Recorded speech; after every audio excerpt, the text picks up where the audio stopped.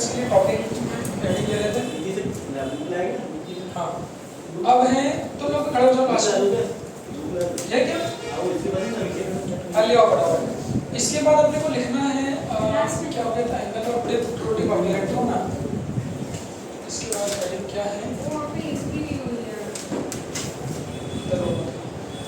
उसके बाद में है अपनी हेडिंग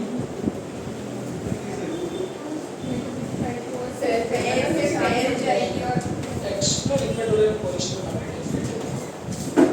उसके बाद है vibrational magnetometer sum of difference position और है मैग्नेटिक मटेरियल मैग्नेटिक प्रॉपर्टीज। तुम्हारे नंबर कितने हैं इस ऊपर के साथ होमवर्क के बेसिस पे हो रहा है क्या? अच्छा वाइब्रेशनल मैग्नेटिक प्रॉपर्टीज पर एक टॉपिक पर छोटा कुछ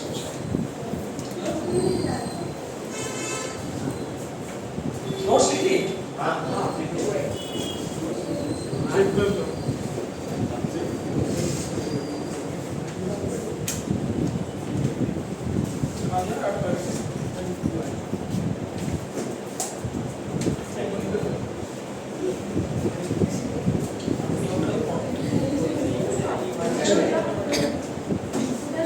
टेंजेंट गैल्वेनोमीटर ये टेंजेंट गैल्वेनोमीटर है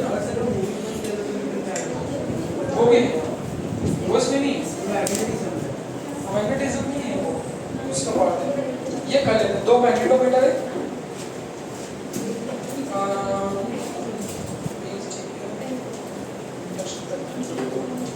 टेंजेंट और ग्राउंडिंग कॉइल वाइब्रेशन। हाँ लिखना तो लिखना क्या देखते हैं लिख लेना बाद में। ये बोर्ड लंबा छोड़ा भी है देखो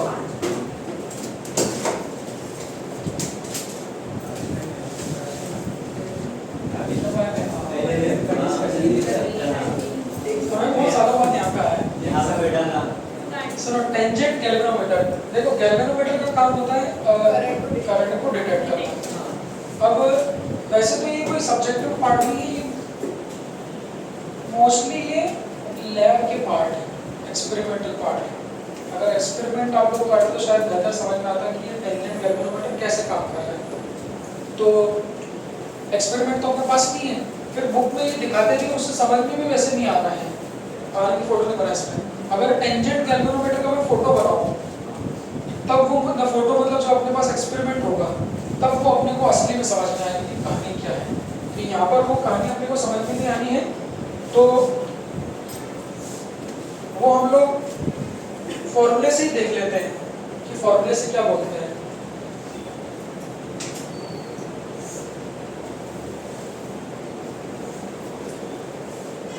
तो टेंजेंट गैल्वेनोमीटर फॉर्मूले से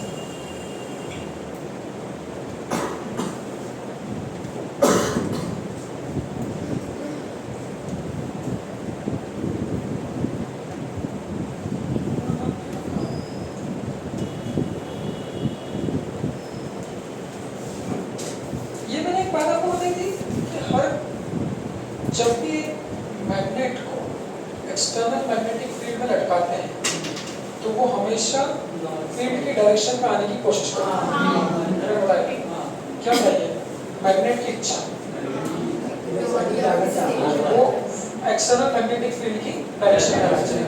अगर फील्ड की डायरेक्शन में ऑलरेडी है तो स्टेबल इक्विलिब्रियम है अपोजिट टू अनस्टेबल।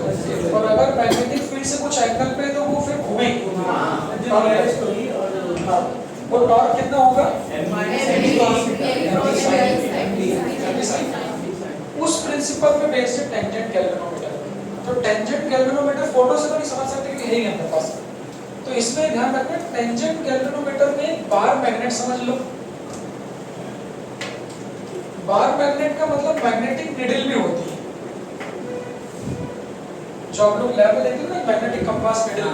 तो वो मैग्नेटिक निडल जो है वो बेसिकली बार मैग्नेट है। तो आप एक बार मैग्नेट समझ लो। एक बार मैग्नेट को दो मैग्नेटिक फील्ड में रखते हैं। दो मैग्नेटिक फील्ड कौन सी है? तो एक सर्कुलर कॉइल की मैग्नेटिक फील्ड है जो हम जानते हैं। सर्कुलर कॉइल मैग्नेटिक फील्ड क्या होती है?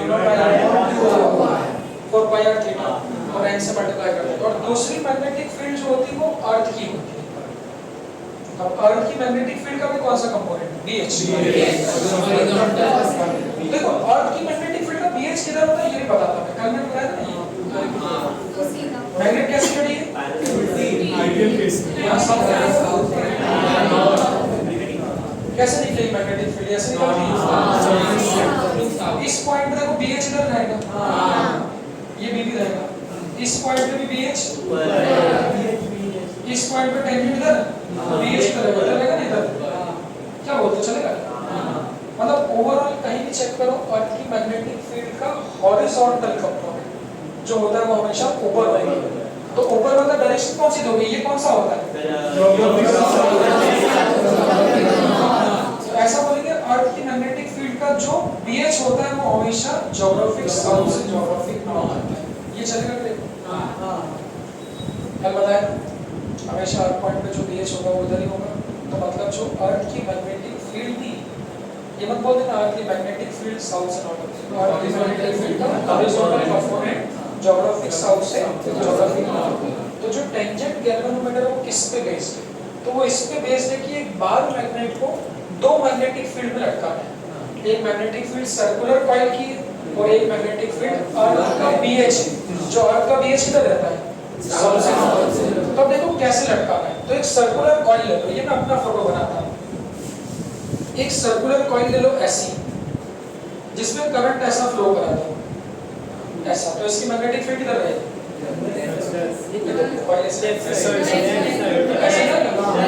तो लेफ्ट में रहेगी। तो सर्कुलर कॉइल की मैग्नेटिक फील्ड लेफ्ट में रहेगी। इसको कहते हो BC। B मतलब मैग्नेटिक फील्ड, C मतलब चलेगा। और अर्थ की मैग्नेटिक फील्ड किधर होती है? ऐसे ज्योग्राफिक नॉर्थ साउथ से। अर्थ की magnetic field horizontal component BH इधर है। तो ये हमारे पास दो मैग्नेटिक फील्ड आ गई। अच्छा अर्थ की मैग्नेटिक फील्ड बनानी नहीं पड़ती, वो तो रहती है। इस रूम में भी तो अर्थ की मैग्नेटिक फील्ड रहेगी ही सही। तो आपने पैसा है आज जगह पहली बार में इसी में पढ़ा रहा हूँ, मजा आ रहा है। सुनो तो BH जो है वो तो ऊपर है और सर्कुलर कॉइल की मैग्नेटिक फील्ड ऐसी है। तो ये दो मैग्नेटिक फील्ड देखो, ये वाली मैग्नेटिक फील्ड हमारे हाथ में रहती है। क्या हमारे हाथ में? ये हमारे करंट वगैरह नंबर ऑफ टर्न्स हम चेंज कर सकते हैं, बट अर्थ की मैग्नेटिक फील्ड BH तो पॉइंट ये टेंजेंट गैल्वेनोमीटर में एक बार मैग्नेट को दो मैग्नेटिक फील्ड में लटकाया जाता है। वो दो मैग्नेटिक फील्ड यहाँ से आती है। तो अब जब मैं बनाऊंगा तो ये मत सोचना कि ये कहाँ से आ गई, ये है ऑलरेडी। एक हमारी है मैग्नेट और एक है अर्थ की। तो उसको ऐसा ले लो, तो BH इधर ले लो और BC इधर ले लो। और सुनो एक बार मैग्नेट को इस तरह से डाल दो बीच में, मतलब मैग्नेटिक नीडल को, ये नॉर्थ पोल है ये साउथ पोल है। पुराने पे जो पड़ा उसी की एप्लीकेशन है। कोई भी बार मैग्नेट का मैग्नेटिक मोमेंट किधर रहता है? नॉर्थ पोल की तरफ। और ये जिधर मैग्नेटिक फील्ड उधर मैग्नेटिक मोमेंट है। तो ये जो बार मैग्नेट है इसका मैग्नेटिक मोमेंट इधर है।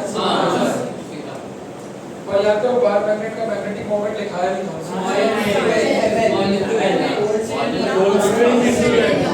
अब देखो जैसा कि हर बार मैग्नेट की इच्छा है कि वो एक्सटर्नल मैग्नेटिक फील्ड की डायरेक्शन में अलाइन हो जाए, तो ये बार मैग्नेट की भी इच्छा होगी। तो देखो यहाँ दो दो मैग्नेटिक फील्ड है ना, तो अगर दो दो मैग्नेटिक फील्ड है तो देखो वो दोनों तरफ इंक्लाइन करने की कोशिश करेगी। भाई ये बार मैग्नेट तो एक तरह से कंफ्यूज हो गई। कि कंफ्यूज कैसे हो गई? हर बार मैग्नेट की इच्छा है कि वो एक्सटर्नल फील्ड की डायरेक्शन में आ जाए। अगर वो एक्सटर्नल फील्ड की डायरेक्शन में नहीं तो आने के लिए वो क्या करेगी? रोटेट करेगी। तो ये बार मैग्नेट कैसे रोटेट करेगी? इसकी दोनों इच्छा हो गई। तो एक इच्छा तो ये हो रही कि इस फील्ड की डायरेक्शन में आने के लिए रोटेट करो, मतलब क्लॉकवाइज टॉर्क लगेगा। और ये भी एक्सटर्नल फील्ड है, इसमें करेंगे, इसमें आ जाओ तो एंटी क्लॉकवाइज टॉर्क लगेगा। क्या बोलते हैं, चलेगा? तो अगर क्लॉकवाइज टॉर्क बड़ा हो गया तो ये बार मैग्नेट क्या होगा? समझ लो, अगर एक ही मैग्नेटिक फील्ड होती तो कोई टेंशन नहीं था। जब लोग उधर पढ़ते थे कि मैग्नेटिक मोमेंट इधर है, कंपेयर करें तो वो भी याद हो जाएगा। मैग्नेटिक मोमेंट इधर है, मैग्नेटिक फील्ड इधर है, इच्छा पूरी नहीं है तो इच्छा पूरी करने के लिए ये मैग्नेट। अब यहाँ अगर मैं एक और मैग्नेटिक फील्ड लगा दूंगा तो कंफ्यूज हो गई, तो इधर भी घूमेगी इधर भी घूमेगी, इधर बड़ा होगा।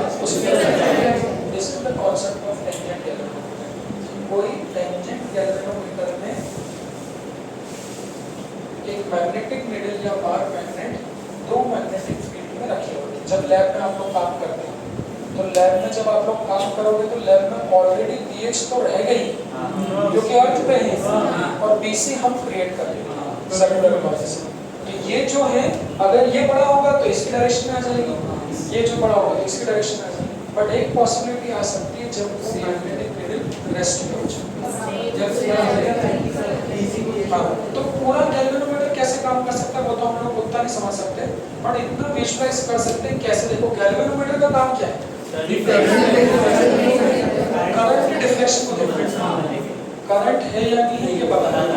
लैब में आप लोगों ने गैल्वेनोमीटर देखे होंगे, ऐसे बड़े बड़े डब्बे रहते हैं, मशीनों में नाम लिखा रहता है, नीडल रहती है यार, फिर करंट फ्लो कराते हो तो घड़ी की तरह ऐसा है, कांटा यहाँ आ जाता है। तो ये कांटा जो है ना, देखो ये टॉर्क को ही बता रहे हैं, थोड़ा विजुअलाइज करना कैसे कि मान लो मैंने लैब में गैल्वेनोमीटर में करंट पास कराया और ये कांटा यहाँ से आके यहाँ तक आ गया और यहाँ आके रुक गया, यहाँ आके रुक गया, इसका मतलब क्या होगा भाई, जब वो यहाँ से इधर क्यों है, कौन सा टॉर्क बढ़ा था, यहाँ से इधर क्यों आया क्योंकि कौन सा टॉर्क बढ़ा था, और इस पॉइंट पे आके क्या हो गया, रुक गया, रुक गया मतलब अर्थ का टॉर्क और वो कॉइल का टॉर्क क्या हो गया, समझ लो ये ऐसा होता है। और ज्यादा करंट फ्लो करेंगे तो और ज्यादा यहाँ पे रुक जाएगा, तो जहाँ भी रुकता है वहाँ दोनों के टॉर्क बैलेंस हो जाते हैं। This is the concept. तो 3 बार रटने की ये सब समझने की बात है, लोग इसको रटने का बोल के छोड़ दो, याद कर लो गैल्वेनोमीटर, याद नहीं करना है। सारे जो इंस्ट्रूमेंट है, वोल्टमीटर, एमीटर, वो इसी पे बेस्ड है। ये सोचने वाली बात है, ऐसा थोड़ी ना कि गैल्वेनोमीटर का उस खुद की बुद्धि रहती है, ऐसा थोड़ी ना कि वो जो इंस्ट्रूमेंट देख रहे हो देखा है लैब में, इसके पास खुद की बुद्धि होगी कि जब इसमें से 2 एम्पीयर करंट जाएगा तो वो करंट इसके कान में बोल जाएगा 2 एम्पीयर भाई, तो वो 2 एम्पीयर तक पहुंच जाएगा। तो इंस्ट्रूमेंट कैसे काम करता है, तो वो ये डिटेक्ट करता है कि एक तो ये कॉइल है मैग्नेटिक नीडल, ये अर्थ की मैग्नेटिक फील्ड है और साथ साथ सर्कुलर कॉइल भी है।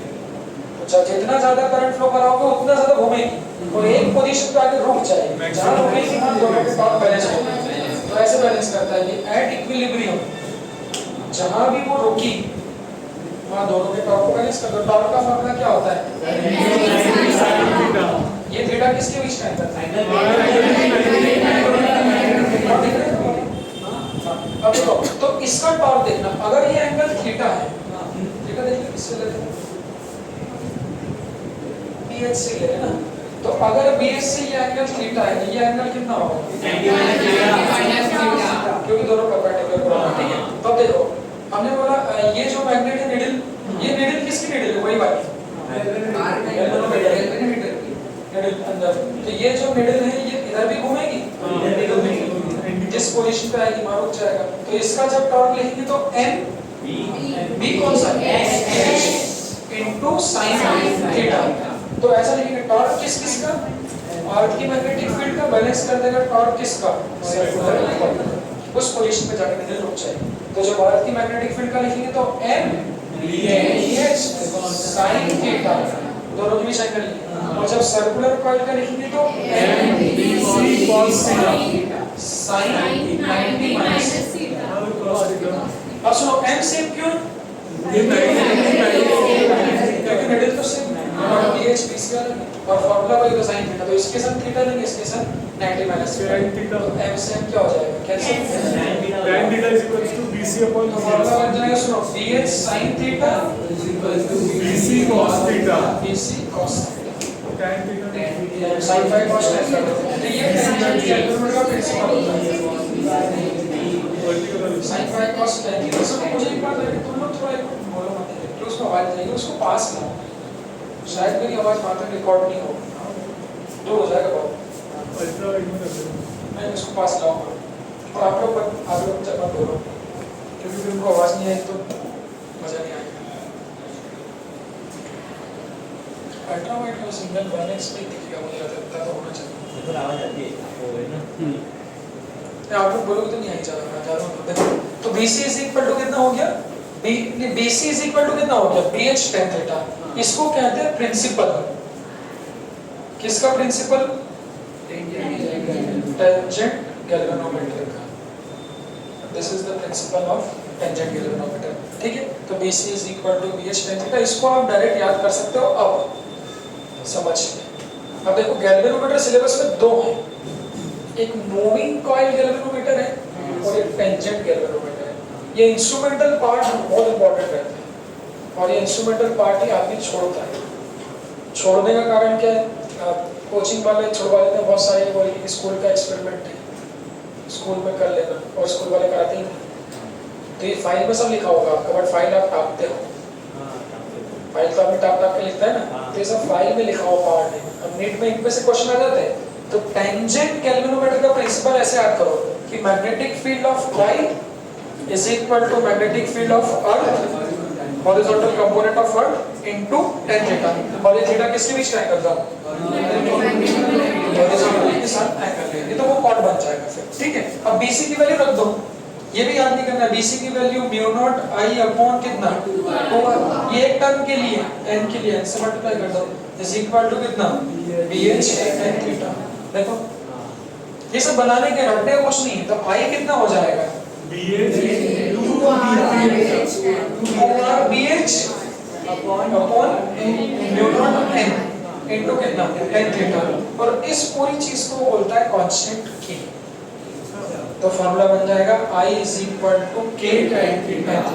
इस K को भी नाम दिया गया है, इस K को कहते हैं रिडक्शन फैक्टर। नाम देख लो, रिडक्शन फैक्टर है ना, हाँ, इस K को कहते हैं reduction factor of tangent galvanometer. इसको देखो, तब ये याद थोड़ा रहेगा, मेरे को खुद को जीवन में कभी याद नहीं रहा, तो आप लोगों को कहाँ से रह सकता है, रह नहीं सकता यार। तो वहाँ भूलोगे तो बना लो, जो चीज बनाने की वो बनाओ, जो याद करने की वो डायरेक्ट याद करो, बट ये लॉजिकल पार्ट है। तो रिडक्शन फैक्टर पे से क्वेश्चन आ जाते हैं। तो रिडक्शन फैक्टर किस किस पे डिपेंडेंट है? देखो 2RBH अपॉन कितना, μ0 पहला क्वेश्चन आता है। जो रिडक्शन फैक्टर है वो नंबर ऑफ टर्न्स की इनवर्सली प्रोपोर्शनल, तो K is inversely proportional to n, पहला पॉइंट। दूसरा रिडक्शन फैक्टर जो है वो डायरेक्टली प्रोपोर्शनल टू R है। ये R क्या था, रेडियस ऑफ कॉइल, ये सर्कुलर कॉइल के मैग्नेटिक फील्ड से आया था ना, this is the radius of coil, सीधा क्वेश्चन आता है। और तीसरा ये रिडक्शन फैक्टर BH के भी है, BH के भी प्रोपोर्शनल है, और ये रिडक्शन फैक्टर परमिएबिलिटी के इनवर्सली प्रोपोर्शनल है। एक बार वो बोलेंगे कि म्यू को बढ़ा दिया आपने, सॉफ्ट आयरन डाल दिया, 80 टाइम्स कर दिया, μ0 इनटू μ1 लिखते हैं ना, ये रिडक्शन फैक्टर का पॉइंट है। इसको देखो, ये सब क्वेश्चन आते हैं। तो टेंजेंट गैल्वेनोमीटर का प्रिंसिपल ये जरूर याद कर सकते हो अगर रह पाए तो, उतना भी बनाने की जरूरत नहीं है, बट ये जरूर याद कर सकते हो, क्योंकि ये याद रहता है कि B is equal to BH tan theta. अब B मत बोलना, BC is equal to BH tan theta. उसके बाद ये तो आपको पता ही है, ये भी आपको पता ही है। I को अकेला कर लोगे तो जो बचेगा वही रिडक्शन फैक्टर है, तो रिडक्शन फैक्टर भी याद नहीं करना। फिर इसके बाद I किसके प्रोपोर्शनल है, tan थीटा है। अब I tan थीटा के प्रोपोर्शनल है, तो ये क्या बता रहा है, ये बोल रहा है आया, देखो ये भी लॉजिकल है, I proportional to tan theta.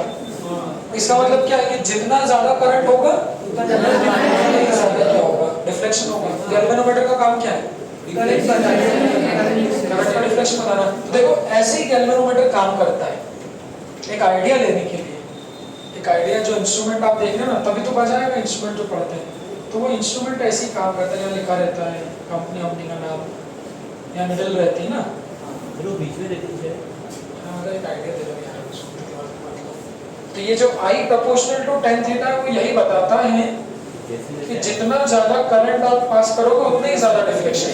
तो होता तो है, अगर 2 एम्पियर घुसाओगे, 3 एम्पियर घुसाओगे, 4 एम्पियर घुसाओगे, तो 2 एम्पियर में क्या होगा, डिफ्लेक्शन। जहाँ भी होगी वो टॉर्क बैलेंस हो जाएगा। फिर 3 एम्पियर में और ज्यादा, 4 में और ज्यादा।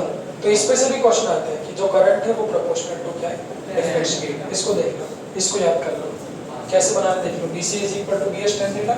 रिडक्शन फैक्टर पे से क्वेश्चन आएगा तो रेशियो बेस्ड होगा, और इस पे से क्वेश्चन आएगा तो भी रेशियो बेस्ड होगा कि गैल्वेनोमीटर है तो करंट प्रोपोर्शनल टू डिफ्लेक्शन। इसका फोटो ले लो पूरा, ये फोटो अच्छे से ले लो, कोई एक बंदा चेतन ये ले लो, ये लेगा सही से, आगे से ले लो, ग्रुप पे डाल देना। तुम्हारा आइकन रख लिया, इसको पुराने जमाने में चेतन मैंने 2 बार कर दिया। चेतन भाई लगा हुआ है, जीत उसी की जो अप्रैल तक लगेगा, वही जान लेना। सुषमा को चढ़ाते हैं चांद सर, वो तो हम पे देखते हैं। तभी मैंने बोल दिया था कि ये जाएगी बाहर। चांद सर को उसको मैंने बोला सर ये जाएगी बाहर, छोड़ा जब अच्छा तो गया। वो तो कभी नहीं देखा मेरे को।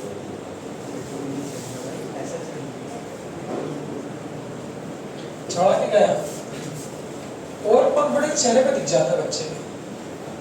जब चढ़ाते हैं ना तो बहुत 1000 में 2 लोग भी हजम कर पाते हैं। ये सबके से होता है, टीचर का ना ह्यूमन नेचर है। तुम मुझे चढ़ाओगे, तुम किसी आदमी को चढ़ाओगे, बहुत कम लोग उसको बैलेंस बुद्धि से देख पाते हैं कि नहीं यार ये गलत हो रहा है, अपन लोग चढ़ रहे हैं, नहीं चढ़ जाता आदमी। अब चढ़ा तो किसी को चढ़ाने के दम पे तो दुनिया चल रही है। आप किसी को भी चढ़ा के कुछ भी काम करवा लोगे। अरे सर आप तो इतना अच्छा पढ़ाते हो सर, आपके ऐसा तो कभी देखा ही नहीं सर, मैं पढ़ाते हो सर, बहुत मजा आता है सर। सर मैं बोले थोड़ा सा मेरा एक टॉपिक था सर, थोड़ा बता दें। हाँ बेटा ठीक है। एक दिन बात है, टीचर चढ़ जाता है, बच्चे में बहुत करते रहे में। अरे सर हम तो आपसे पूछेंगे, नहीं सर आपके जैसा तो सर कोई पढ़ा ही नहीं सकता है यहाँ पे सर, आप ही तो डाउट का समझ में आता है। थैंक यू बेटा, ये तो आप लोगों का बड़प्पन है, आप लोगों के आ रहे हैं बोले हमारे साथ, लेकिन थोड़ा सा डाउट सर बता दीजिए ना। मैंने कहा वो नहीं हो पाएगा।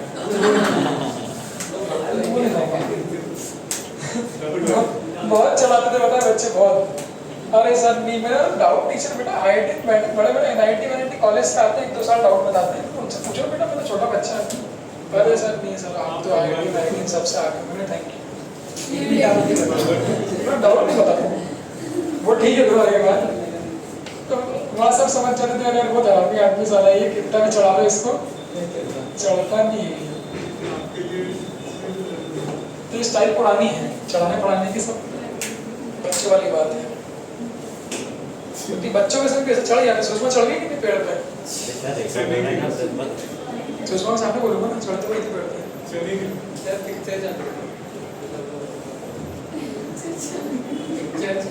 इससे चल रही मतलब रिकॉर्डिंग चल रही है। टीचर को कभी जज नहीं करना,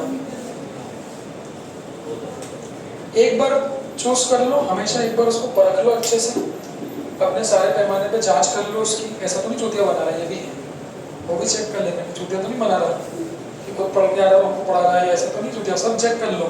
फिर एक बार भरोसा हो जाए तो फिर उनको फॉलो करो, फॉलो करना चाहिए। उनके सिस्टम में फॉल्ट निकालोगे तो ये काम है। सिस्टम अरे मैं तो छोटी टीचर जो मेहनती रहते हैं सारे 1 नंबर रिजल्ट निकाल देते हैं। सबकी स्ट्रेटेजी लगी थी भाई, बट एक को फॉलो करना पड़ता है। जो मुंह मारते ना इधर उधर कि यहाँ चलेगा वहाँ चलेगा, थोड़ा इससे थोड़ा उससे, कोई भी बच्चा XYZ आखिरी में अपने को चूल चढ़ गई सर मैं तो अपने हिसाब से करूँगा। बच्चे बोलते ही हर बार बोलते हैं, बहुत से बच्चे रहते हैं सिर्फ अपने हिसाब से करूँगा प्लीज।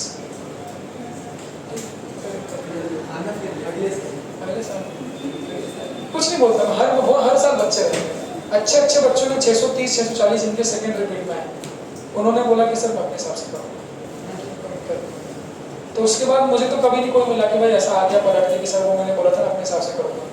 620 नंबर थे सर, देखिए 400 की लाइन वाली है सब, 420 430 जहाँ आपने बोला अपने हिसाब से करूँगा तो अपने हिसाब से कुछ थोड़ी ना होता। तो कोचिंग ज्वाइन क्यों करेंगे? अपने हिसाब से करना तो अपने हिसाब से करेगा। तुम में से किसी को चुनना है इसलिए तुमको याद दिलाते लाऊंगा। बाकी देखते हैं दिसंबर के बाद क्या होता है। दिसंबर की अक्टूबर के बाद जैसे सिलेबस खत्म होगा सबके अंदर कुछ चुन चालू हो जाएगी। एक चुन चालू हो जाती है कि यार मेरा बैकलॉग है, काम करती हूँ मैं ना, वो सभी टेस्ट सीरीज अटेंड नहीं करूँगी सर, मैं अपने हिसाब से 1 महीना कोर्स से करना चाह रही हूँ।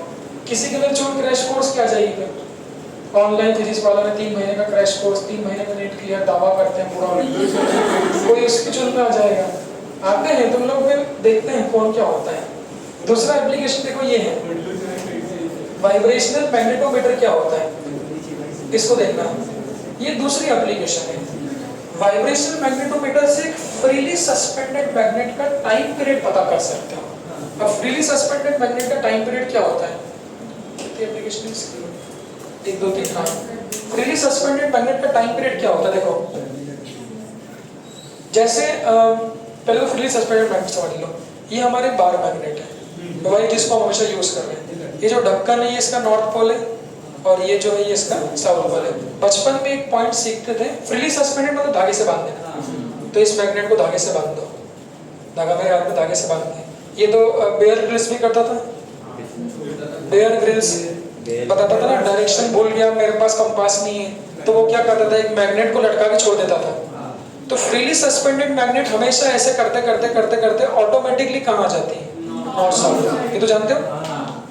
तो अगर आप भी कभी जंगल में घूम जाओ तो एक मैग्नेट जेब में लेके चलना, तो उससे आपको डायरेक्शन पता चल गई है। कहीं भी घूम जाओ तो ऐसा बोलते हैं कि मैग्नेट पे तो नॉर्थ साउथ लिखा रहता है ना, तो जब एक फ्रीली सस्पेंडेड मैग्नेट को लटका के छोड़ दोगे तो ऑटोमेटिकली वो ऑसिलेट करेंगे। ऐसा नहीं है कि तुमने छोड़ा वो नॉर्थ में चले गई। देखो मान लो नॉर्थ इधर है, नहीं इधर इसकी तरफ, इधर ही है क्या, मान लो नॉर्थ इधर है इसकी तरफ और साउथ इधर है, और मैंने एक फ्रीली सस्पेंडेड को मैग्नेट को ऐसा, ये नॉर्थ पोल है ना और ये साउथ है, मैंने उसको ऐसा ले जाके छोड़ दिया, ऐसा मतलब ईस्ट वेस्ट में इधर, तो ऑटोमेटिकली वो मैग्नेट क्या करेगी, ऑसिलेट करेगी। तो ऑसिलेट ऐसा ना कि ये करेगी, इस तरह से ऑसिलेट करेगी। ऐसा करते करते करते एक टाइम बाद जाके वो ऑटोमेटिकली ऐसे रुक जाएगी। तो हमको पता चल जाए कि उधर नॉर्थ और इधर क्या साउथ है। तो एक फ्रीली सस्पेंडेड मैग्नेट हमेशा क्या करती है, ऑसिलेट करती है। ऑसिलेशन करते करते क्या होती है, रुक जाती है। अब ऑसिलेशन करेगी तो उसका क्या होगा, टाइम पीरियड होगा। हर वो चीज जो ऑसिलेट करे उसका टाइम पीरियड, टाइम पीरियड मतलब तो एक चक्कर कैसा हो गया कि इधर छोड़ दिया तो ऐसे जाएगी, फिर ऐसे जाएगी आधा, फिर ऐसा होगा, फिर ऐसा होगा, तो एक चक्कर हो गया। इस तरह से वो क्या करेगी, ऑसिलेट करेगी। तो फ्रीली सस्पेंडेड मैग्नेट का जो टाइम पीरियड होता है वो ये होता है। ऐसे चिन्ह से बना सकती है, torque is equal to mv sin theta. Torque theta को sin थीटा को थीटा लिख दो, बनाओ, फिर टॉर्क को लिख दो कि आई अल्फा। सुन लो, चलो बनाने की कोई जरूरत नहीं है, मैं मेरे हिसाब से torque is equal to mv sin theta. जब एंगल छोटा होता है तो sin थीटा को थीटा लिख देते हैं, रोटेशनल मोशन में टॉर्क को आई अल्फा लिख देंगे, और अल्फा एसएचएम में जो अल्फा होता है, एसएचएम में जो एंगुलर एक्सेलरेशन होता है, हाँ वो क्या एक्सेलरेशन क्या होता है, ओमेगा स्क्वायर एक्स, तो वो ओमेगा स्क्वायर थीटा होगा एंगुलर एक्सेलरेशन। तो वो आई को लिख देंगे ओमेगा स्क्वायर थीटा बराबर एम, बी को लिखेंगे B H into theta. Theta से थीटा क्या होगा, कैंसिल। तो जो ओमेगा स्क्वायर है M B H upon I, तो ओमेगा ये हो जाएगा, ओमेगा को लिख दोगे 2 पाई बाय टी आई, तो टी हो जाएगा 2 पाई टी, इधर ले जाओ, उसको इधर ले जाओ, under root I upon M B H. तो ये फ्रीली सस्पेंडेड मैग्नेट का टाइम पीरियड होगा। इसको देख लो एक बार, क्योंकि 12th में तो बना सकते हो। अब वो टॉर्क का फॉर्मूला आपको याद होना चाहिए, रोटेशनल मोशन, इतना तो याद ही होगा। टॉर्क को लिखते हैं आई अल्फा, अल्फा तो पता है F is equal to ma होता है, तो रोटेशनल मोशन में मास को और एक्सेलरेशन को अल्फा लेते हैं। अब अल्फा को ओमेगा स्क्वायर थीटा प्लस लिखा, तो ये एसएचएम का फॉर्मूला है कि एसएचएम में जो एक्सेलरेशन होता है वो माइनस ओमेगा स्क्वायर एक्स होता है। हाँ, और जो एंगुलर एक्सेलरेशन होगा तो डिस्प्लेसमेंट की जगह कौन सा डिस्प्लेसमेंट आएगा, तो अल्फा को ये लिख दिया ओमेगा स्क्वायर थीटा। एक बार देख लो कैसे बना,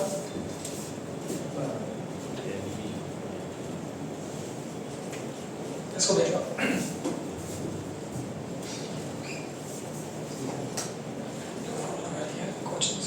हाँ, तो ओमेगा स्क्वायर थीटा से टॉर्क, हाँ तो ये वाले टाइम पीरियड को याद कर लो।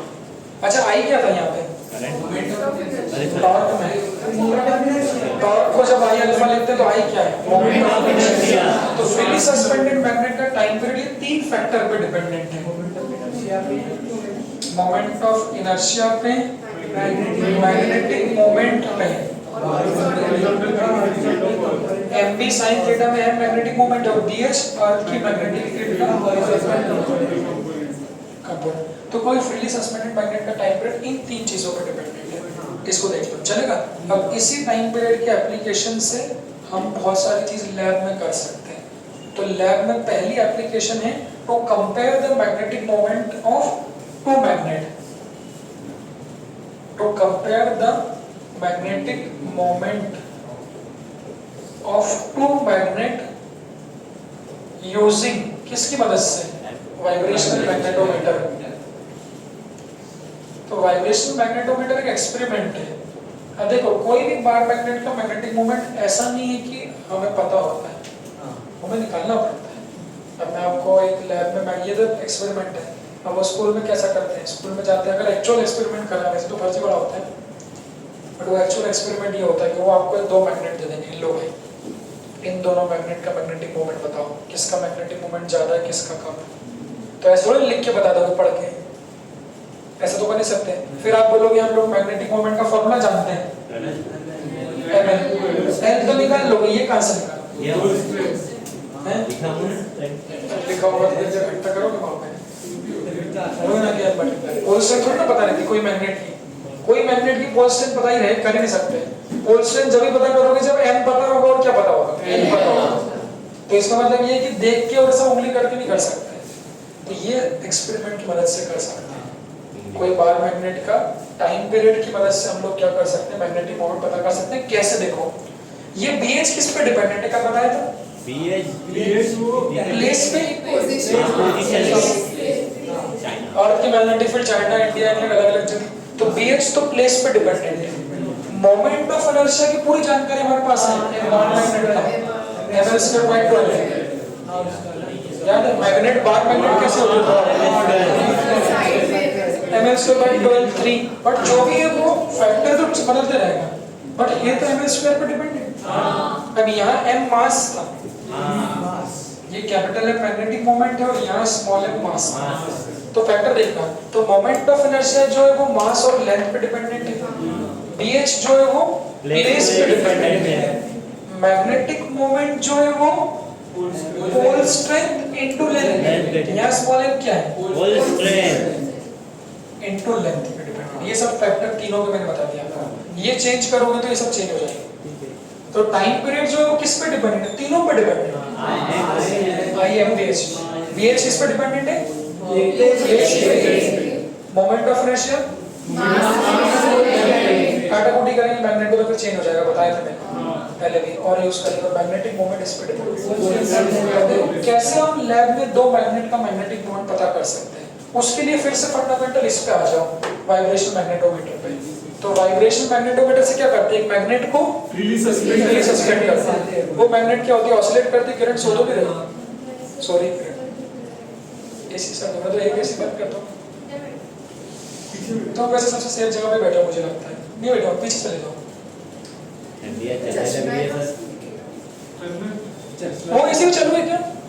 ये तो चल रहा है, नहीं ये चल रहा है, ये जो चल रहा है, आज इसको बंद कर दो, हो गया एक बार। आज पहली बार बहुत जल्दी हम इतने दिन से बैठ रहे हैं। सुनो, तो ये सुनो प्रिंसिपल क्या है कि एक फ्रीली सस्पेंड मैग्नेट क्या करती है, ऑसिलेट करती है, चलेगा। टाइम पीरियड क्या होता है, एक चक्कर पूरा करने का समय। सुनो, टाइम पीरियड निकालना हमारे हाथ में रहता है, क्योंकि हमारे पास घड़ी है।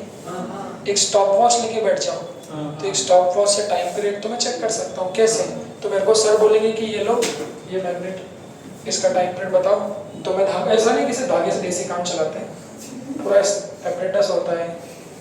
ने सोना तोलने की मशीन देखी है, कांच के ग्लास में रहती है, कांच के ग्लास में रहती है ना, वैसे एक पूरा एपरेटस होता है कांच का गिलास, उस कांच का पूरा बना होता है, उसमें मैग्नेट को लटका के ऑसिलेट कराते हैं ताकि हवा का इफेक्ट ना आ जाए।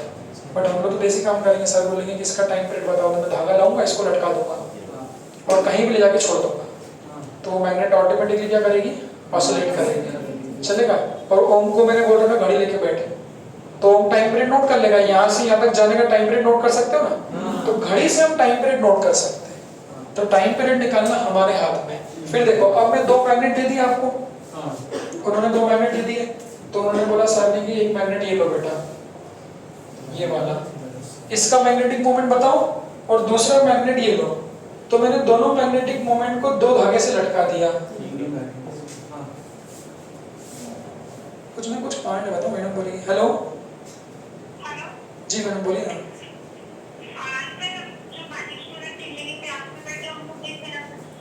नहीं उनको घर में भेजना मैडम, उनको काम दिया गया, वो काम करेंगे। आप मैडम क्लास में कौन बच्चे जा रहे हैं मैडम, आप क्लास में खड़े रहिए थोड़ी देर।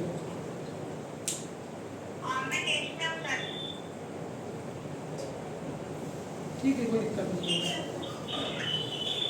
तो क्लास में चुभन मक्कार है यार, तुम्हारे क्लास के लिए बच्चा मक्कार होता है, बड़े लेवल में भाई बहुत मक्कार है सारे, कुछ भी कर लो नहीं पढ़ते, जान दो। देखो इधर तो दो मैग्नेट ले लो। तो हाँ, सर ने बोला इन दोनों मैग्नेट का मैग्नेटिक मोमेंट बताओ, तो हमने बोला कंपेयर कर लेते हैं। इस मैग्नेट का मैग्नेटिक मोमेंट m1 हो, इस मैग्नेट का मैग्नेटिक मोमेंट m2, दोनों को बारी बारी लटका दो। तो एक बार इस मैग्नेट को लटका दोगे तो ये ऑसिलेट करेगी, एक बार इसको लटका दोगे तो ये ऑसिलेट करेगी। मान लो ओम ने घड़ी से इसका टाइम पीरियड t1 में होगा और इसका टाइम पीरियड t2। अब देखो क्या ये दोनों मैग्नेट लिए BH अलग होगा? नागपुर में भी एक ही रूम में करते हैं तो BH सेम है, तो दोनों के लिए BH सेम, और दोनों मैग्नेट आइडेंटिकल है। आइडेंटिकल है तो मास और लेंथ भी क्या है? सेम, तो दोनों के लिए मोमेंट ऑफ इनर्शिया नहीं, आइडेंटिकल सब कुछ सेम, मास और लेंथ सेम हो गई। नहीं, पोल स्ट्रेंथ नहीं, पोल स्ट्रेंथ तो अलग हो सकती है ना, तभी तो मैग्नेटिक मोमेंट अलग है। तो लैब में देखो ऐसा काम करते हैं स्कूल में, कि स्कूल में जब लैब करोगे तो वहाँ BH सेम रहेगा और वो दोनों मैग्नेट आइडेंटिकल देते हैं, 50-50 ग्राम की और सेम लेंथ की, तो I दोनों के लिए सेम हो जाएगा और BH दोनों के लिए सेम हो जाएगा। हमारे हाथ में क्या मेजर करना है? Time period. हमारे हाथ में मैग्नेटिक मोमेंट कैसे देख के बताओगे क्या है? टाइम पीरियड हमारे हाथ में, क्योंकि हमारे हाथ में घड़ी है तो घड़ी से हम क्या मेजर कर लेंगे? Time period. तो इसका टाइम पीरियड क्या लिखोगे? t1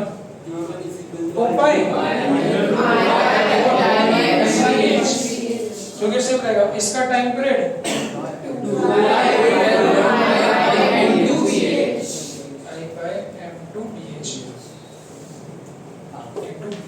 तो इस तरह से, चूंकि बाकी सारे पैरामीटर सेम रहते हैं तो उसको डिवाइड कर दो, तो जब बाकी सारे पैरामीटर सेम रहेंगे तो ये सेम रहेगा, BH सेम रहेगा, ये भी सेम है, तो टाइम पीरियड क्या है? तो हमको क्या पता है? T1 T2 पता है ना, तो T1 by T2 कितना हो जाएगा? √m2 by m1। तो यहाँ से m2 by m1 कितना आ जाएगा? तो m1 by m2 कितना आ जाएगा? तो उनके टाइम पीरियड से उनके मैग्नेटिक मोमेंट को कंपेयर कर सकते हैं। अब इसे छोटा सा क्वेश्चन में देख लो, क्वेश्चन कैसे बनेगा? तो वो बोलेंगे कि लैब में आपको दो मैग्नेट दिए हैं, पहले मैग्नेट को जब लटकाया तो टाइम पीरियड मिला 2 सेकंड, अब ऐसा ना टाइम पीरियड 2 सेकंड मिला, वो बोलेंगे when the first magnet is suspended it completes the oscillation in 2 second, ऐसा कुछ लैंग्वेज बोलेंगे, मतलब इसका टाइम पीरियड 2 सेकंड है। दूसरे मैग्नेट को लटकाया then the same magnet completes the oscillation in 3 seconds बोल दिया ऐसा। then find the ratio of their magnetic moment। m1 इसका मैग्नेटिक मोमेंट है, इसका m2 है, बाकी सब सेम है, तो m1 by m2 क्या आएगा? m1 by m2 हो जाएगा 3 square upon 2 square, तो m1 by m2 कितना है? 9। मतलब m1 का मैग्नेटिक मोमेंट 9 है तो m2 कितना है? 4 है। तो किसका ज्यादा हो गया? निकल गया कंपैरिजन।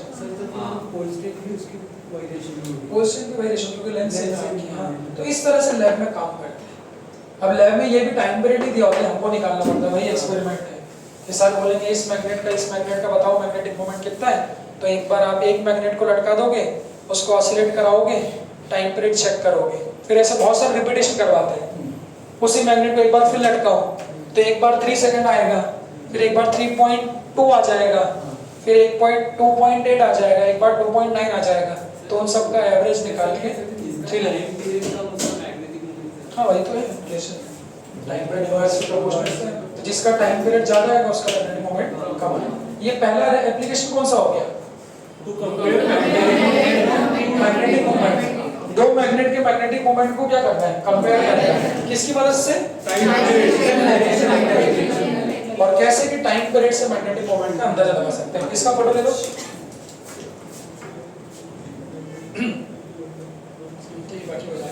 ये फोटो। अब ये तो एक मेथड हो गई सीधी, बट देखो जब लैब में जाते हैं ना तो बहुत दिक्कतें रहती हैं।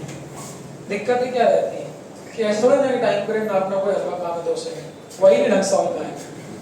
चालू कहाँ से करें कि आपको मैग्नेट दे दी, आपने लटका दिया और आपने उसको ऑसिलेट करना चालू कर दिया और पता चले घड़ी बाद में चालू हुई। आपको ये समझ में नहीं आ रहा, उसने एक ऑसिलेट ज्यादा पूरा कर लिया, एक से ज्यादा निकल गया, फिर आपने घड़ी बंद करी तो आपका 3.6 आ गया।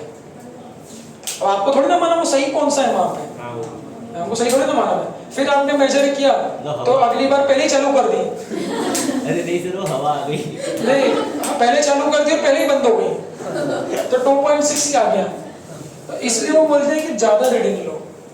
ये लैब में कोई भी वीडियो निकाल दो और जो लेंथ होगी तो लैब में मोबाइल अलाउड तो नहीं रहता बेटा।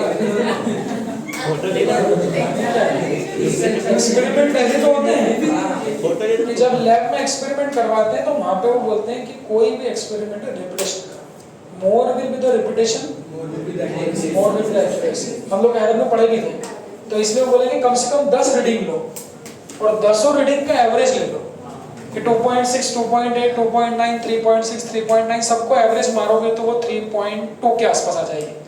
मतलब 3.2 जो वो नियरेस्ट रीडिंग है, तो उससे हमको एक्सपेरिमेंट नियरेस्ट मिलेगा। तो सवाल ये तो उन्होंने बोला मैग्नेटिक मोमेंट तो कैसे कंपेयर कर सकते हैं।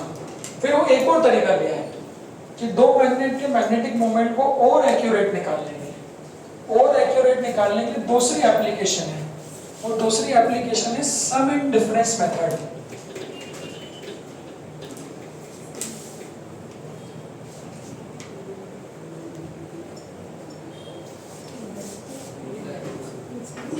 ये किसका रुमाल कितना प्यारा है, नरम नरम, ये लड़कियों का रहता है ना ऐसा।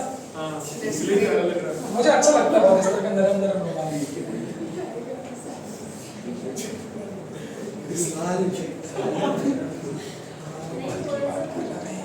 मेरी बात सर, आपने बिल्कुल सही बात बोली। More will be the repetition, more will be the accuracy.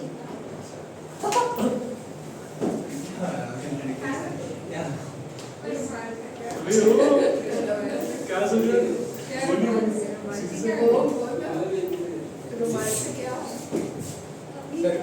More will be the repetition more will be the accuracy, ये सब बोल रहे हैं।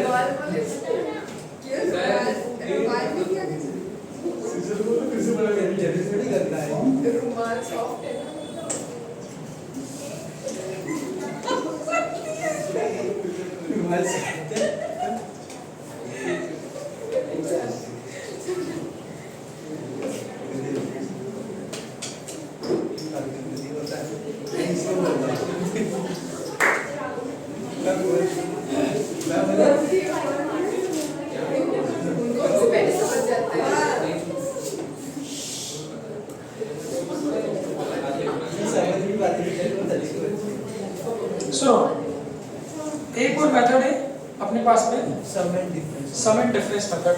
अब सम और डिफरेंस में क्या करते हैं, जैसे इसकी पहले वाली मेथड में क्या करते हैं कि इंडिविजुअल लटका रहे थे अलग अलग, और सम और डिफरेंस में जैसा कि नाम है एक बार उसको सम पोजीशन में लटका देते हैं।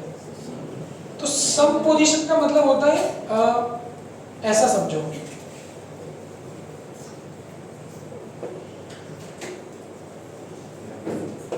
सम पोजीशन का मतलब होता है जब दोनों मैग्नेट के नॉर्थ पोल एक तरफ रहे।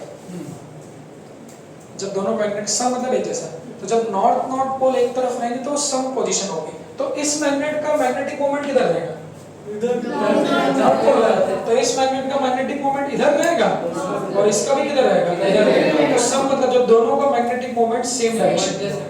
सुनो, करना भाई है वाइब्रेशनल मैग्नेटोमीटर मतलब लटकाओ, ऑसिलेट कराओ और टाइम पीरियड नापो।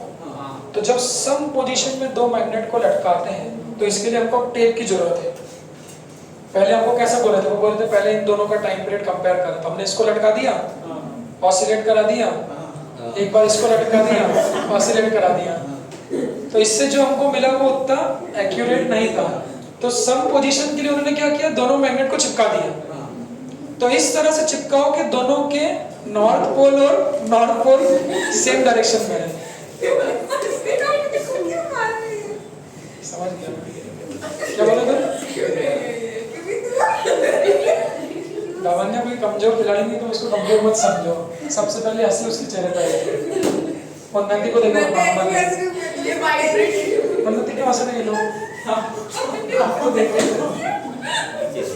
मुझे देख के हंस रहे हैं। क्या बोलती क्या बोली आपने सुना भी? क्या नहीं सुना? हाँ हो गया बस नहीं चालू है क्या बोल रही है? मैं हंस रही हूँ यार, क्यों हंस रही हो? देखो इधर, तो सम पोजीशन में क्या करते हैं? देखो इधर, दोनों के नॉन सेम हाँ देखो समीक्षा इधर, दोनों के नॉन नॉर्थ पोल उसको जो तो वो वाइब्रेशन अबे मैं हंस रही हूँ, वाइब्रेट कर रही हूँ, लेकिन वो नीचे तो मेरे को नहीं समझ में आया। डिस्क्लेमर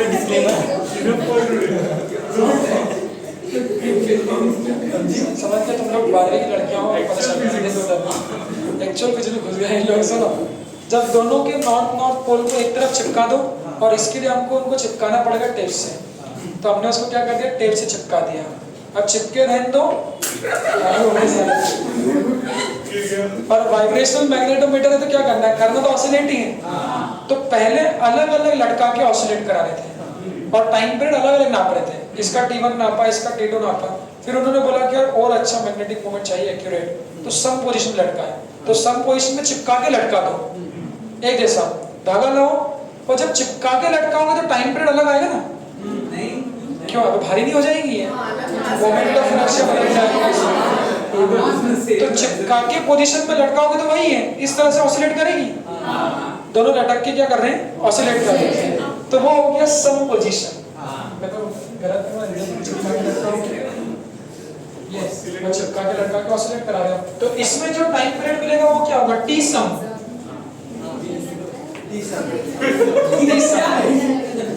दूसरी पोजीशन में डिफरेंस। अब डिफरेंस पोजीशन में भी ऑसिलेट कराना है, बट उल्टा करके। उल्टा करके कैसे? एक का नॉर्थ पोल इधर है, इधर है, 6 और 9 वाला नहीं कर। सुनो इधर, तो इसका M1 इधर है, इसका M2 इधर है, और चिपका के वही फिर इनको ऑसिलेट कराओ, यही। तो इनकी ऑसिलेशन में जो टाइम पीरियड मिलेगा इसको क्या बोलेंगे, टी डिफरेंस। तो ये होता है सम पोजीशन में ऑसिलेट कराना और डिफरेंस पोजीशन में ऑसिलेट कराना, दोनों में हम उसको फ्रीली सस्पेंडेड की तरह ऑसिलेट कराएं। फिर सब सेम क्या है, करा तो उसी रूम में रहे, एक बार किस में डिफरेंस में, तो रूम सेम मतलब उसी रूम में होगा ना सारे कार्यक्रम, या बड़े बच्चे जाते हो फिर आइडेंटिकल उसी रूम में, और आइडेंटिकल भी लगभग नहीं, एक आध का फर्क हो गया। हाँ तो उसी रूम में तो BH सेम है, नहीं तो समझ जाएगा, BH सेम है। और क्या सेम है, आइडेंटिकल है तो मैग्नेटिक मोमेंट भी सेम रहेगा, सॉरी मोमेंट ऑफ इनर्शिया, क्योंकि मोमेंट ऑफ इनर्शिया किस पे डिपेंड है, तो जब दोनों सेम मास के हैं 50-50, और ये भी क्या है 50-50, तो टोटल क्या होगा, 100 ही होगा। मतलब यहाँ पर भी I सेम है और BH सेम है। अब देखो सब पोजीशन, हाँ सब पोजीशन में मैग्नेटिक मोमेंट क्या बनेगा, इसको भी देखना है। एक पॉइंट है T = 2π√I/mBh। इसमें ये कैसी क्वांटिटी, वेक्टर की scalar? Moment of inertia scalar quantity को डायरेक्शन से कोई फर्क नहीं पड़ता। BH तो सेम है क्योंकि प्लेस सेम है, बट ये मैग्नेटिक मोमेंट वेक्टर क्वांटिटी भाई, वेक्टर एडिशन ये वेक्टर लॉ को फॉलो करेगी। तो सम पोजीशन में चूंकि दोनों एक तरफ है ना, तो मैग्नेटिक मोमेंट सेम डायरेक्शन में वेक्टर क्या होता है, ऐड हो जाता है डायरेक्टली। सेम डायरेक्शन में वेक्टर क्वांटिटी का रिजल्टेंट क्या होता है, ऐड होता है। तो सम पोजीशन पे टाइम पीरियड क्या लिखेगा, T सम 2π√I/mBh। तो इसका मोमेंट ऑफ इनर्शिया I1, इसका कितना है I2, तो कितना हो जाएगा जरूरत ही क्या, जब सेम डायरेक्शन है तो M1 + M2 * कितना BH। सेम डायरेक्शन, सम पोजीशन में दोनों का मैग्नेटिक मोमेंट एक ही डायरेक्शन में होगा ना, तो वेक्टर ऐड हो जाता है डायरेक्टली। और सोचो डिफरेंस पोजीशन में T डिफ क्या होगा, 2π I1, ये I1 - I2 अपॉन जो कोण होगा M1 - M2 * BH। ये सही, I1 अपने बोला आइडिया लेकिन लेंथ अलग अलग है। Moment of inertia scalar quantity, वो मैग्नेट को कैसा भी लटकाओ, अगर आप ऐसा लटकाओगे या मैग्नेट को ऐसा लटकाओ, मोमेंट ऑफ इनर्शिया मैग्नेट हमेशा क्या होगा, नहीं तो कैंसिल नहीं, ऐड ही होगा। हाँ कैंसिल हो जाएगी वो। इसको देखो एक बार जरा, ये बात ध्यान रखना, अभी रटना नहीं है इसको, अपने को लॉजिकल बात है कि दो मैग्नेट अगर हैं तो दोनों के मैग्नेटिक मोमेंट जो होते हैं वो vector quantity, but moment of inertia scalar quantity भाई। तो चाहे उनको एक एक तरफ करके मुंह लटके कर लटका उनको ऐसे, तो भी मोमेंट ऑफ इनर्शिया तो I1 + I2 ही होगा, और अपोजिट कर दोगे तो भी I2 होगा, बट मैग्नेटिक मोमेंट यहाँ जुड़ जाएंगे और यहाँ पर तो याद करो मैग्नेट, हम लोग मोमेंट ऑफ इनर्शिया क्वेश्चन कर चुके हैं बहुत सारे, सब जुड़ते हैं डायरेक्ट, स्क्वायर वाली रॉड बताई थी, तो मोमेंट ऑफ इनर्शिया में डायरेक्शन का लिखते हैं, डायरेक्ट जोड़ते हैं हम लोग। तो अब यहाँ पर जब डिवाइड मारोगे तो ये सब कट जाएंगे, ये प्लेस सेम है, ये स्केलर क्वांटिटी इसलिए कट गया, ये सेम है, तो अगर t सम अपॉन t डिफ निकालेंगे तो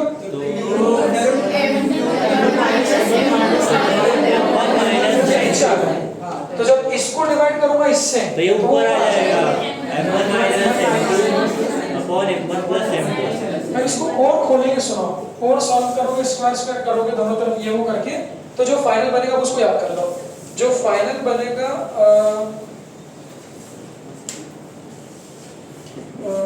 क्या इसके टर्म्स में दिया नहीं यार, एक मिनट इसको सॉल्व कर दिया नहीं है भाई, ऐसा क्यों किया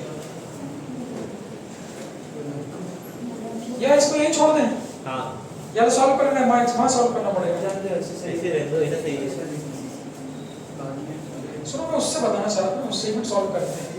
तो t sum square upon td square m1 - m2 upon m1 + m2 चलेगा, दोनों को क्रॉस मल्टीप्लाई, हमको m1/m2 का रेशियो लेना है।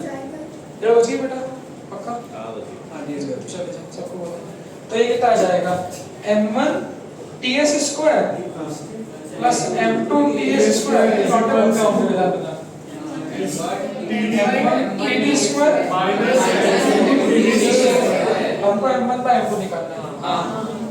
तो m1 और m1 को एक साथ ले हां तो वो कॉमन ले लेंगे, इसको उधर ले जाओ, हां और उसको इधर ले आओ, ts square plus td square equals to m1 bracket में td स्क्वायर ऊपर नहीं चलेगा, m1/m2 जो होगा वो ts square plus td square upon td square minus ts square. इसको याद कर लो। अब देखो वहां से भी आया, सो पिछले वाले एप्लीकेशन से क्या बनता है, m1/m2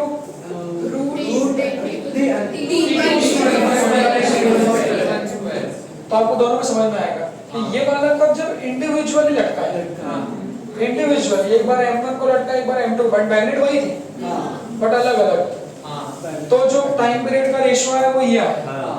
बट जब उन्हीं मैग्नेट को सम और डिफरेंस पोजीशन लटका है तो ये आया। इसको याद कर लो क्योंकि बहुत लंबा जाएगा बनाना, इसको याद कर लो, क्वेश्चन में सीधा दिया होता है। अब क्वेश्चन में ये भी सुन लो, सम और डिफरेंस में नाम नहीं लेते हैं। क्वेश्चन कैसा बनेगा, वो बोलेंगे when the two magnets are suspended with the help of string such that their north and north pole are together, मतलब सेम है, then it will complete, बस उसको और ऐसा बोलेंगे थोड़ा घुमा के, then it will complete two oscillation in 4 seconds, दो ऑसिलेशन 4 सेकंड, तो एक ऑसिलेशन 2 सेकंड, और नॉर्थ नॉर्थ साथ में मतलब सम पोजीशन, तो वो t सम दे दिया 2 सेकंड। अच्छा सम और डिफरेंस में कौन सा ज्यादा होगा वैसे, सम ज्यादा सर, डिफरेंस ज्यादा होगा क्योंकि m1 - m2 जब सम पोजीशन पे होगा तो डिनोमिनेटर बड़ा होगा तो न्यूमरेटर छोटा होगा, ये कम है। फिर वो ऐसे बोलेंगे when the same magnets are suspended such that their polarity is opposite, मतलब difference, then it will complete half oscillation in 2 seconds, तो फिर टाइम पे 4 हो जाएगा, तो डिफरेंस वाला 4 है, ज्यादा रहेगा हमेशा, रीड है 4 second, then what will be their ratio of magnetic moment, direct मार देना, फॉर्मूला डायरेक्ट याद कर लो। अब कैसे याद करना वो देख लो, तो ऊपर प्लस नीचे माइनस, तो सम का स्क्वायर डिफरेंस का स्क्वायर, डिफरेंस एक बार जो बड़ा हो दोनों को जोड़ दो, एक बार दोनों को घटा दो।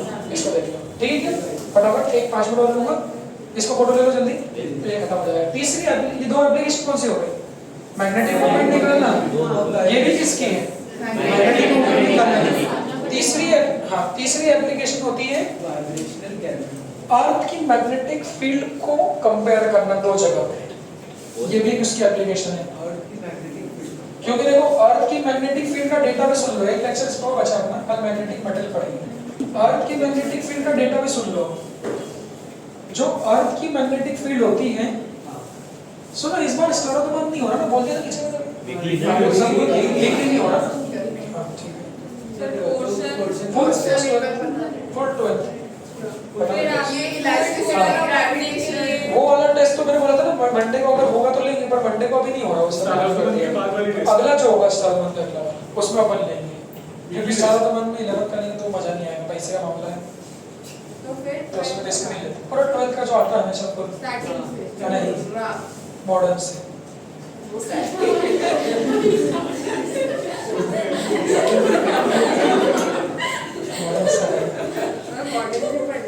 मॉडर्न से एसी तक। अरे पूरा पढ़ना है। मैं सारा पूरा चैप्टर मॉडर्न पूरा सब आप बोलते हो फिर आप दे देते हो, उसके सवाल आते ही नहीं है, सवाल पढ़ के आते हो। पिछली बार का स्टार में पेपर देखो ना, आपने क्वेश्चन क्यों नहीं तुम्हारा स्टार में? सुनो पूरा आएगा, सब इलेक्ट्रोस्टैटिक नहीं आएगा, तो एक चैप्टर बचा। अबे आएगा सब इलेक्ट्रिसिटी, वो आ गया नहीं है। हाँ करंट इलेक्ट्रिसिटी आएगा, सब आएगा। Ray optics, wave optics, modern physics और क्या क्या हुआ बीच में। एसी का वेटेज क्या है? एसी भी नहीं, वेटेज से सब बराबर है। एसी मैग्नेटिज्म सब है ना। रैंडम डाल देना कोई। तीसरी एप्लीकेशन है, सुनो, कि अर्थ की मैग्नेटिक फील्ड भी पता करना बहुत जरूरी है। जैसे कोई मैग्नेट अपना मैग्नेटिक मोमेंट खुद नहीं बताता, तो अर्थ की मैग्नेटिक फील्ड में बोल दो रूम में मैग्नेटिक फील्ड कितनी बताओ हमारे क्वेश्चन में, तो ऐसे थोड़ी ना कि अर्थ से पूछ लो। जब ऊपर चले जाओ स्पेस में पता चल जाएगा। मैंने कल बताया था ना, ऐसा रहता है एंगल ये, तो ये हमारी कोचिंग यहाँ है, तो स्पेस में चले जाओ, ऐसा एंगल के फिर ऐसा एंगल नाप लो, ऐसा नहीं हो सकता ना। ये सब थ्योरेटिकल बात है। जब एक बार पहले भी जाते हैं आपका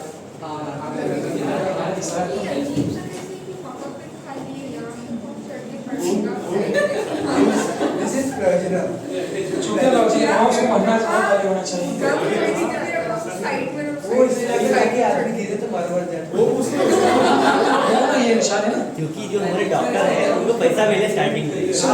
रंजीत सर तो स्मूथली अब अर्थ की मैग्नेटिक फील्ड भी अपने को पता करनी पड़ेगी। उन्होंने बोल दिया एक काम करो, दो जगहों पे कंपेयर चाहिए अपने को। एक अपने को चाहिए नागपुर में मेडिकल प्रयोजन में अर्थ की मैग्नेटिक फील्ड बताओ, और एक उनको चाहिए साउथ।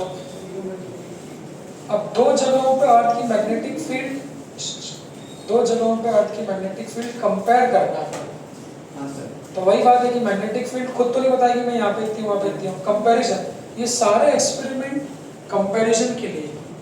थोड़ा अगर असली घुसते स्कूल में तो बहुत मजा आता है कि स्कूल में जब ये सब बताते हैं आपको कहानी क्या, देखो लैब में कितनी मैग्नेटिक फील्ड है वो निकाल के बताओ, तब आपको असली मजा आता है कि हाँ यार कितनी से पता करेंगे। तो उनके लिए सब एक्सपेरिमेंट है।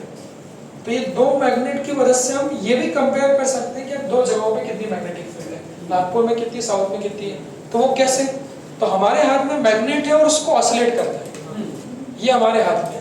हम उसको ऑसिलेट करके क्या पता कर सकते हैं, टाइम पीरियड पता कर सकते हैं, काफी हद तक एक्यूरेट, वो हमारे हाथ में। अब उससे कैसे करेंगे देखो, तो मान लो ये दो मैग्नेट्स है ना, अब दो नहीं, कंपेयर करने के लिए एक ही मैग्नेट लो, एक ही मैग्नेट को नागपुर में ऑसिलेट कराओ, 10-12 बार करा दो एक्सपेरिमेंट में, एक टाइम पीरियड एवरेज नोट कर लो, और वही मैग्नेट को आप बोले तो अमेरिका ले जाओ, उनको बोला अमेरिका, तो उसी मैग्नेट को ले जाना, तो उसी को ले जाने से क्या होगा, मैग्नेट से में तो मोमेंट ऑफ इनर्शिया सेम हो जाएगा और मैग्नेटिक मोमेंट सेम होगा, बस बीएस, क्योंकि प्लेस बदल गई। समझ रहे हो, पहले जो दो एक्सपेरिमेंट थे सम डिफरेंस और उसमें प्लेस सेम थी, इसलिए बीएच सेम था, और मैग्नेट का आई भी सेम था क्योंकि आइडेंटिकल है। तो अब सेम मैग्नेट डिफरेंट प्लेस पे, तो एक बार नागपुर में एक्सपेरिमेंट कर लो, लैब में इस मैग्नेट का मैग्नेटिक मोमेंट कितना है m और ये कितना I। इस प्लेस पे मैग्नेटिक फील्ड BH1 है, मैग्नेटिक फील्ड का हॉरिजॉन्टल कंपोनेंट BH1 है। तो यहाँ जब ऑसिलेट कराया हम लोगों ने तब टाइम पीरियड कितना मिला T1। और T1 कितना लिखोगे 2 अब ये T1 मेरे हाथ में है, नागपुर में 10 बार ऑसिलेट करा करा टाइम पीरियड निकाल दिया। फिर यही हम पहुंच गए अमेरिका, ये तो फिर लटकाया तो सेम क्या है M और I, BH बदल गया BH2। तो जब लटकाया तो T2 बराबर 2 MBH2। फिर से डिवाइड करोगे तो ये कड़ी आएगा। तो ये टाइम पीरियड नागपुर में या अमेरिका में, इसको डिवाइड करोगे इससे तो उल्टा हो जाएगा BH2 अमेरिका में BH2 अपॉन BH1 नागपुर का। इसको स्क्वायर करो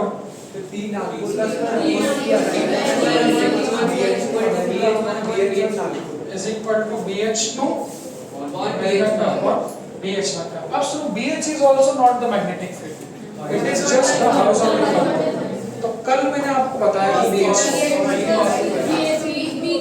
तो अब सुनो ये किसका अमेरिका का था ना BH2, तो BH को लिख दो B cos theta 2 और BH1 को लिख दो B cos theta 1। तो यहाँ जो ये B थी ये क्या थी total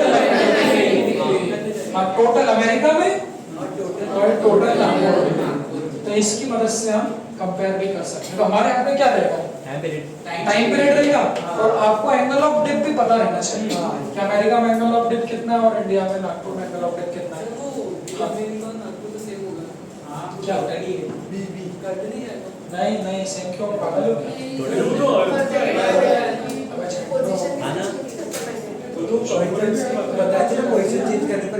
B is a place dependent, America यहाँ इंडिया यहाँ अमेरिका यहाँ अगर तो दोनों जगह B सेम कैसे हो सकता है? ये लोग करते होंगे ख्याल से नहीं लोग खिड़की में ध्यान खिड़की में छोड़ दिया होगा। तो जो B होती है आपने कहा था वर्टिकल कंपोनेंट cos थीटा मतलब चेंजिंग वो एंगल पे होता ना, आपने बोला था कंपोनेंट वो एंगल के साथ चेंज होता है। मैंने बोला था कि अर्थ की मैग्नेटिक फील्ड किसी भी जगह पर चाहे BH हो BV हो या टोटल हो, अर्थ की मैग्नेटिक फील्ड किसी भी जगह पे प्लेस डिपेंडेंट होती है। तो जब इंडिया में देखो ना यहाँ चेक करी थी तो यहाँ किधर आई थी तो उसके दो कंपोनेंट आए थे BH और BV, ये इंडिया में है। अब प्लेस बदल जाएगी, अमेरिका यहाँ पहुंच गया तो यहाँ जो ये टोटल थी ये टोटल इंडिया में थी, अब ये टोटल अमेरिका में किधर होगी इधर होगी। तो अब अमेरिका में एंगल ऑफ डिप बदल जाएगा ना थीटा 1, अब यहाँ एंगल ऑफ डिप थीटा 2 होगा तो अमेरिका में ये कितना आएगा BH2 और ये कितना आएगा BV2। तो प्लेस बदलेगी तो सुनो प्लेस पे कौन कौन डिपेंडेंट है, सब डिपेंडेंट है BH BV थीटा और B।